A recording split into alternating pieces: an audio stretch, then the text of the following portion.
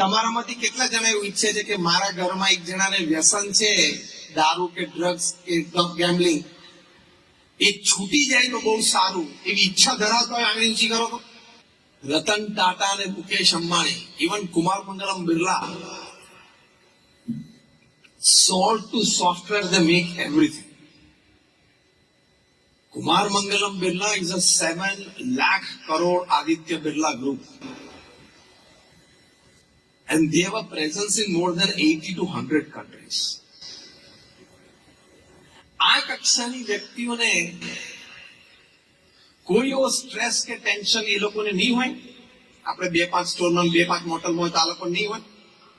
Decision સ્ટ્રેસના, ટેન્શનના, અને મોટા દેશના ગવર્નમેન્ટ સાથે ડીલિંગ ચાલતા હોય એ લોકોના, તો માઇનિંગના, નાના ને તેના ને કેટલું પ્રેશર આ જનરેટ થઈ જતું હોય, ખબર ના પડે. અચાનક અડધો કલાક પહેલા ફ્રેશ હોય, અડધો કલાક પછી સખત પ્રેશર નીચે આવી જાય. 2 જ ફોન કોલ આવે ને, આફ્રિકામાં ઝામ્બિયાથી ફોન આવે ને, આ બાજુ વિયેટનામથી ફોન આવે ને, મેનેજર સર આવું થયું, સર આવું થયું. એમાં તો ખાવાનું થાળી પડ્યું ને, આમાં તો ખાવાનું દેખાય નહીં. એવી પરિસ્થિતિમાં એ લોકોએ કોઈ વ્યસન નથી કર્યું.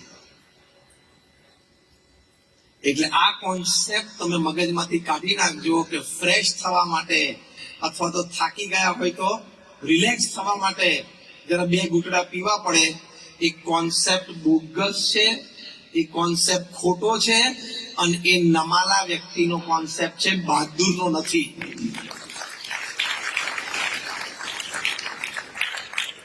બહાદુર વ્યક્તિ છે ને એના થોટ પ્રોસેસ થી જ ફ્રેશ રહે.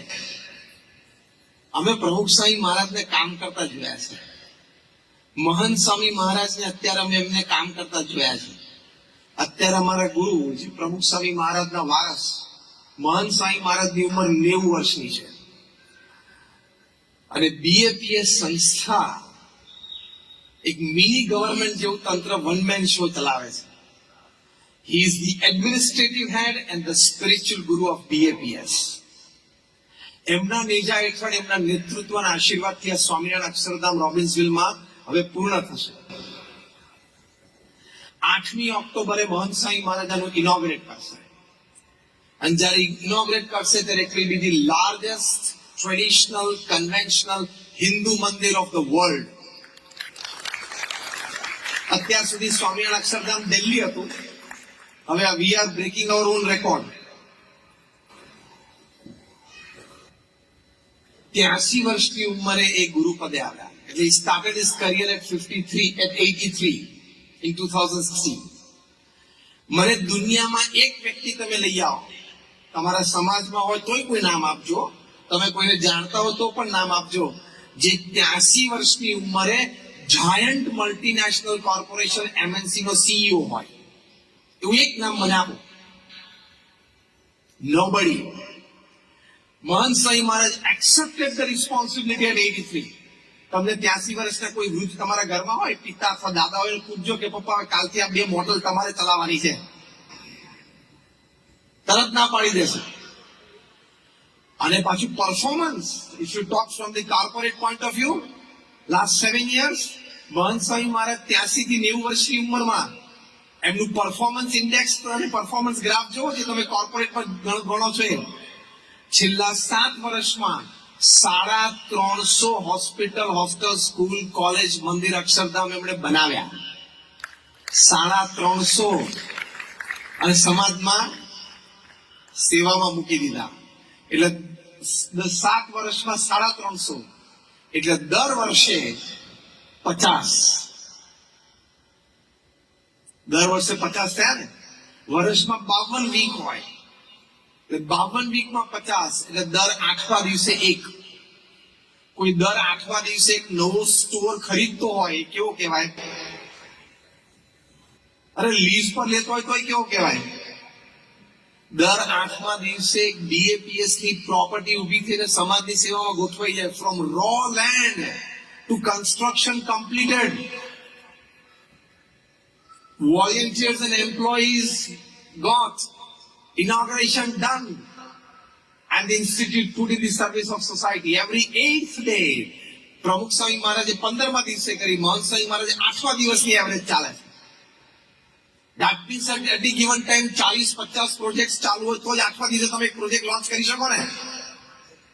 એને મેનેજ કરવો એટલે તો મહંત સ્વામીને તો કોઈ તમારી જેમ વ્યસનની જરૂર પડતી નથી.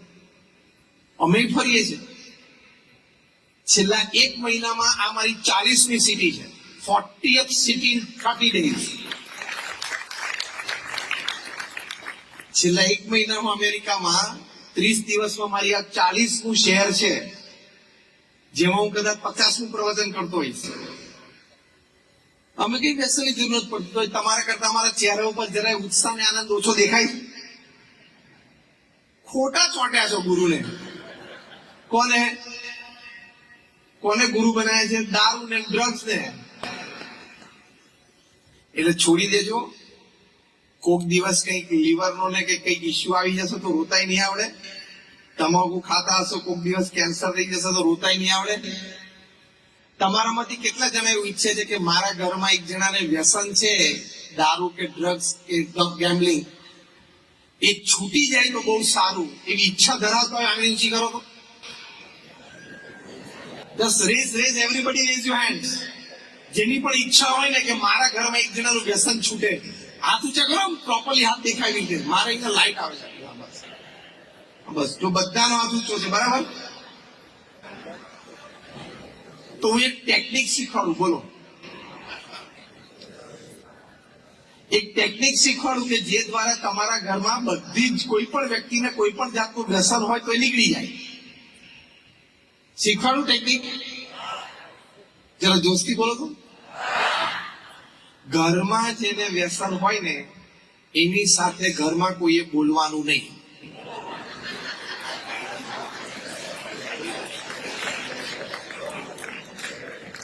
જો એ વ્યક્તિને માન સન્માન પૂરેપૂરું આપવાનું. પરિવારમાં જે એનો હોદ્દો હોય, એની પ્રતિષ્ઠા હોય, એમાં જરાય ઉણપ ના આવી જોઈએ. એમાં કોઈ તુકારે બોલાવવું અથવા એવી વાત નથી.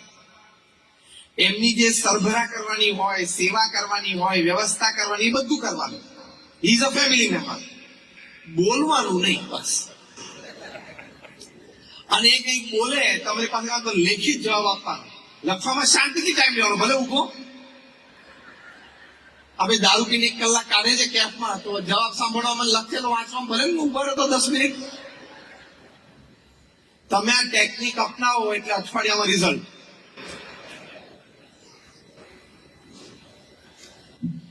તમારામાંથી કોઈને વ્યસન હોય કે ના હોય, ચેપ્ટર 2, પણ ચેપ્ટર 1 તમારામાંથી કોઈ એવું ઈચ્છે છે કે તમારો દીકરો કે દીકરી 15, 17, 18, 20 વર્ષની ઉંમરે ડ્રગ એડિક્ટ થાય અને ડ્રગની હેરાફેરીમાં ક્યાંક પકડાય અને એ અમેરિકામાં જેલમાં જાય, એવું તમે ઈચ્છો છો કોઈ?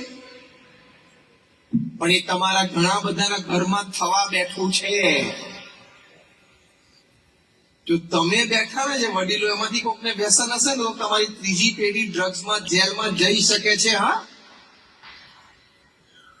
તમે જે અહીંયા વડીલો બેઠા છો એમાંથી કોઈને દારૂનું વ્યસન હોય તો તમારી ત્રીજી પેઢી એ કક્ષાએ પહોંચી જશે, હેરાફેરીમાં કે ડ્રગ્સમાં ક્યાંક આવી જશે કોઈ ગેંગ સાથે અને જેલમાં જઈ શકે છે. 5 વર્ષ, 10 વર્ષ, 15 વર્ષ તમે તમારા દીકરાને કે ગ્રેન્ડસનને જેલમાં જોઈ શકશો? આ હું ત્રીજી આર્ગ્યુમેન્ટ ઉભી કરું છું, ઇમોશનલ આર્ગ્યુમેન્ટ. તમારા દીકરા કે દીકરીને કે એના દીકરા દીકરીને, ગ્રેન્ડ ચિલ્ડ્રન 10 વર્ષ માટે ડ્રગ ટ્રાફિકિંગમાં જેલમાં જાય એવું જોવા ઈચ્છો છો? હા કે ના? પણ હવે તમે અત્યારે જે વ્યસન કરો છો ને એ you are on that track. એ થવા બેઠું છે ઘરમાં, પછી એ થશે. એટલે ડિઝાઇન ઓફ ઇન્ટરનલ સ્ટ્રક્ચર